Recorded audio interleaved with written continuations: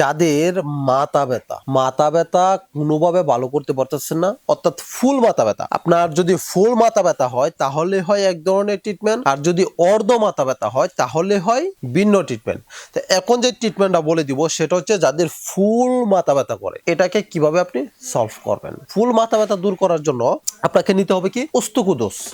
ওস্তাকুদোস হচ্ছে 3 গ্রাম, শুকনো দনে 2 গ্রাম, গোলমরিচ 5 গ্রাম। এটা আপনাকে কি করতে হবে, 60 মিলিলিটার পানির সাথে পেস্ট তৈরি করতে হবে। শিলপাটায় বেটে অথবা ব্লেন্ডারে যেভাবেই পারেন আপনাকে পেস্ট তৈরি করতে হবে। তৈরি করে এটা প্রতিদিন সকালবেলা খালি পেটে খেতে হবে। যদি খালি পেটে খাবেন, খেয়ে আধা ঘন্টা রেস্ট নেবেন, অর্থাৎ শুয়ে থাকবেন, তাহলে আপনার যে মাথা ব্যথাটা আছে এটা সম্পূর্ণ চলে যাবে ইনশাল্লাহ। বেশি না, আপনি যদি 1 সপ্তাহ এভাবে ব্যবহার করতে পারেন তাহলে চিরতরে আপনার মাথা ব্যথা চলে যাবে ইনশাল্লাহ। অবশ্যই ফ্রেন্ডস, যদি ভিডিওটি ভালো লেগে থাকে তাহলে অবশ্যই ভিডিওটা শেয়ার করে দিবেন। আর এ ধরনের নিত্য নতুন ভিডিও পেতে অবশ্যই ফেসবুক ফলো দিয়ে রাখুন।